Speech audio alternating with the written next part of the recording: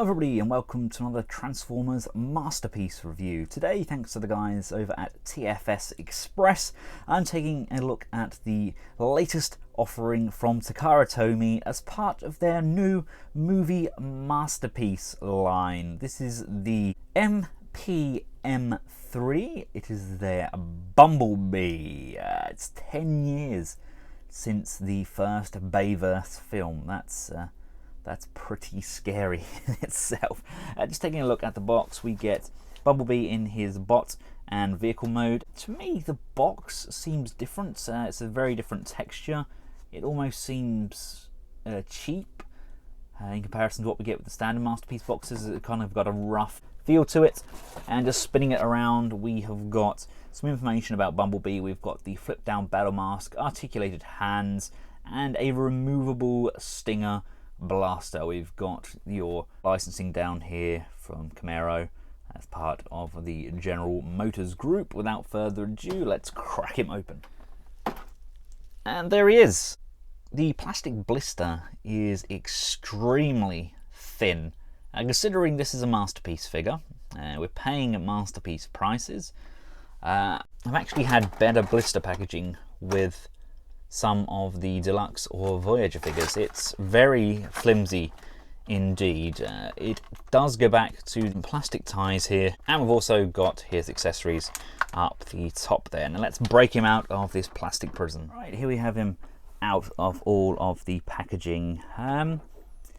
First impressions, I'm a little bit underwhelmed. Its job to push and tab everything in together. You seem to tab one section in and then it doesn't quite tab in correctly on the other side. Nothing really wants to line up quite as well as it should do. If you push the bonnet in, this section then flips. There's some nasty paint applications along the side section here.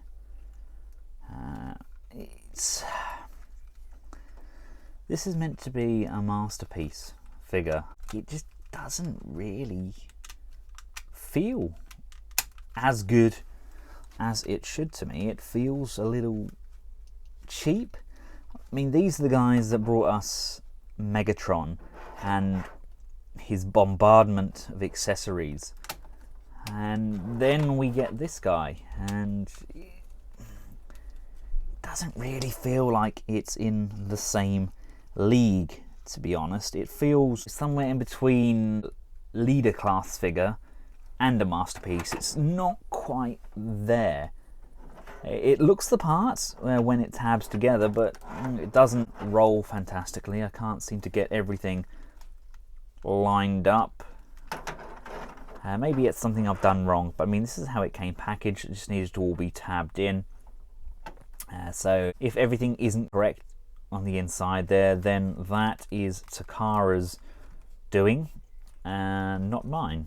So as you can see, the underside is actually quite tidy. There's not a huge amount of bot visible there. We've got some nice exhaust sections on the rear here. We've got the Bumblebee number plate there. We've got the Chevy logo on the front. Like I say, it's a good looking car. I mean, all the rich and famous have them, like Octobotamus. But I don't know, I think if we were to bring in the Human Alliance version, which for a start is bigger, yes, the paint applications don't look as nice, but it does roll better.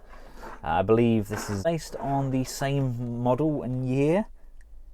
Don't quote me on that. So obviously this has the dual headlamps at the front there. This one only has the single fog lamps. So there may be a different year there. But I mean, there's quite a substantial size difference, and in my opinion, with the Movieverse, this is the correct size. That being said, let's just bring in a Leader Class Optimus Prime. Here he is alongside Leader Prime. I think they look good together. That's actually not bad at all. I was expecting it to look a lot worse due to the size difference between him and the Human Alliance, but actually that looks pretty nice, and I honestly can't wait for the new Leader Prime Masterpiece that they're doing. It looks outstanding. It's really trimmed up, and I hope it just holds together better than this guy. I cannot for the life of me keep that prime together. He keeps folding and unfolding and flipping and flopping all over the place. Now, before I get him transformed up into his robot mode, I would just like to address the issue of the instructions. We normally get very high glossy top-end instructions with Masterpiece figures. We normally get a collector's card, we normally get a coin. We didn't get any of these with this Masterpiece. We just get a very papery, rough feeling manual. It looks like it's been rushed out, to be honest with you, like they've hurried to get this out to tie in with the movie, which is a shame because this is something that I normally look forward to. I like to collect those cards and the instructions. I mean, this I can see easily getting torn. Now, to start the transformation process, you want to just untap this back section here, and we're going to go Lambo style with the doors. We lift them up and then we bring them up and we fold them back on this double hinge section here. Untab the front grille section and bring both sides into the center. Turn Bumblebee over and just bring these leg sections up.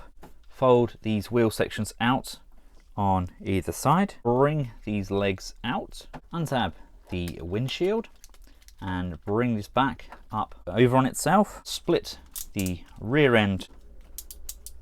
Pull this section over, collapse this section here, bring it back round again, and then bring this section back round. Ooh, really don't like that joint. The bonnet section will push around, and as you can see, there's a small gap in between this back section here. That's where Bumblebee's crest travels through, so as not to damage Bumblebee's head sculpt. And speaking of head sculpts, there it is. Bending this backpack section at this hinge here and then bending it again, it brings the entire back kibble section nice and tidily inside Bumblebee. Now that is ingenious. Now we can now collapse this black section down like so.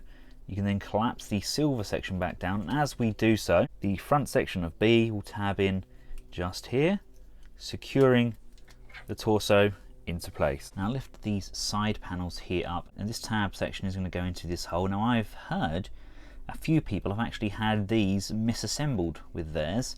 I would contact your retailer if you receive one and it is misassembled, because it definitely shouldn't be. It should be pointing to the rear of Bumblebee's torso, otherwise you won't be able to tab this section in. Now it's not the easiest joint to plug in, but once it is plugged in, it plugs into that circular tab and the small tab which hangs down there from the shoulder, and it should look like that. It actually comes up under the armpits at an angle. Now I really like how the legs transform. You bring this section here up, and that allows this section here to be brought up, and as you push this section up, this side here untabs and fully extends like so. This is what I love. I love the fact we can bring the wheel inwards. That's going to go into this gap here, and we just have to line it up just round so this tab can tab into that wheel, securing it on the inside of that leg. We can then bring this side section in, and that is going to tab inside there, covering up the side of the leg. There we can push and collapse that down like so. Bring these side sections on a swivel hinge round and turn them. Come around to the arm. You want to bend it down at the shoulder joint. Lift this section here away. You can then swivel out the hands and they can rotate. And we can then bring this section back in, and that's going to rock down, and that's going to tab in and collapse. That now secures this wrist section. Move these neck collar sections outwards, and that's just going to tab in on the back like so. Then come down to these window sections and just bring that section down, and then last but not least, give Bumblebee the window tilt. And here we have him fully transformed up into his robot mode. It's nice. It's a pretty decent interpretation of Bumblebee. Looks wise, I think it's probably the best robot mode we've had for him. It's very sleek. in its design. I'm still not a fan of these huge door sections hanging off the back there. Yes, we've got rid of all that depth in the backs of the legs, which is really nice, and we've got rid of the big flappy back section of the roof, but at the same time we've also given him a lot of back kibble as well there. Personally, I like to shove these wheel sections inwards and then bring the doors back like so. It's not as clean, but it does tidy up the back a little bit there. Trouble is, it doesn't then give us that Bumblebee style angle that we get when we lift it up like so. Really nice head sculpt on B. Loving all of the detailing they've put in there.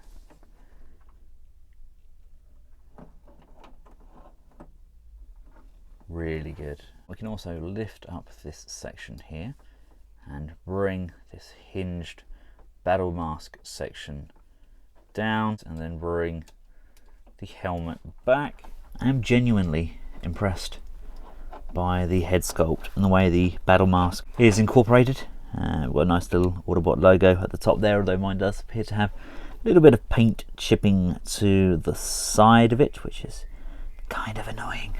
Something I didn't mention, which I probably should have done, there is actually a very subtle light piping at the back of the head here, and when the light comes through, these eyes really do pop. It's just difficult for me to get that on camera. I know this shot is overexposed, but you can just about see how they glow when the light hits the back of them. Now let's take a look at his articulation. The head can look up quite nicely there, and we can go down, we can look left, and we can look right. I do like how this section here swivels when we move the head. That's quite nice. Shoulders can come up and down using both of these joints there. We've got friction joints going all the way around. Got a single bend at the elbow. We get articulation there on the wrist. The fingers are pinned, as too is the thumb, and we get these separated. Apparently Bumblebee only has 4 fingers. I didn't know that. And there's a hinge on those as well. Coming down to the waist, we have friction joint on the waist. The thighs are on a ratchet joint. They can come this far forwards, this far backwards, and we can go out to the side. We get a ratchet joint on the knee, and we also get a secondary joint just inside there, which allows us to bring the knee slightly further forward, but we don't really get the sort of range that we would get from a double jointed knee. We get an upper thigh rotation. Coming down to the feet, there is some pivoting. The foot section can go up and down, as to can the heel spurs. Not a great range there, but I think it's enough to get a fairly substantially wide stance. Yep, I'm happy with that, considering how back heavy he is. That's pretty good. And of course, we do also get the option to switch out Bumblebee's hand for his gun. Let's just remove this section from the back. Oh no, parts forming, worst toy ever. Untab this section, and you want to rotate these hands back inside. That's just going to line up and tab on, and then we can bring this section back, and that's just going to come over the end there.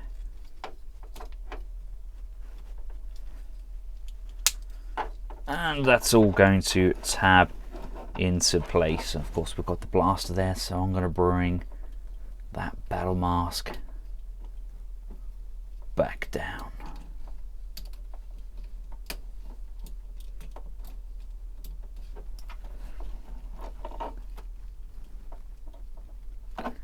There we go. I'm not happy with how these look like they're constantly separated. Other than that, he does have a great look to him, doesn't he? Really nice.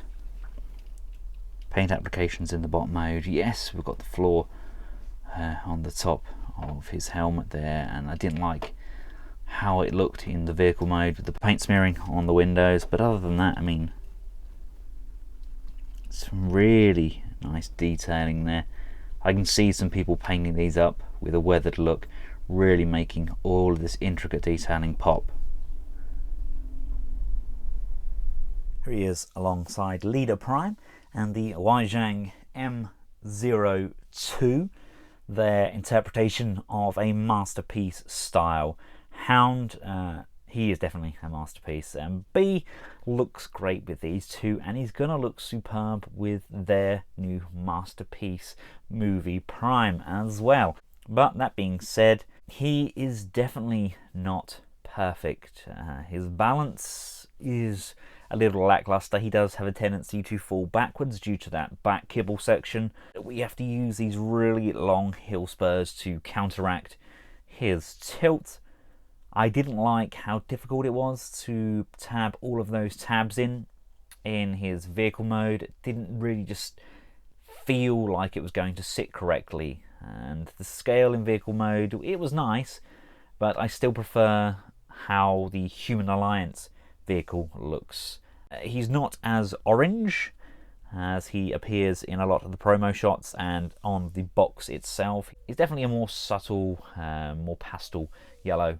And here he is with his swarm of bees. Just brought in the KO Age of Extinction on there as well, just to give you an idea of how they all scale. He is by far the best. It's the best colouring, best paint applications, albeit some of them were slightly smudged. Really nice transformation. The only criticisms I really have are that excessively large back kibble, but this is definitely one of the better movie designs I've seen. There's nothing that you really struggle with during the transformation, unlike the Revenge of the Fallen mold Optimus Prime. It's just not fun.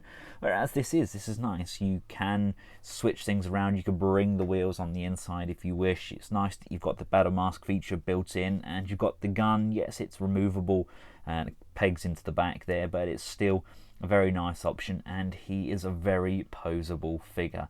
Do I think he's worth all of the money? I've yet to decide. It depends what else we get in this masterpiece movie line. I know Prime is near on double what this guy goes for, so it'll be interesting to see just how good he is and whether he's interchangeable with the third-party trailers, etc. The trailer I used earlier on was the UFO trailer, if anybody wishes to know that. And once again, thanks to the team at TFS Express for making this review possible. Until next time, thank you for watching from myself and the masterpiece movie series Bumblebee. Goodbye.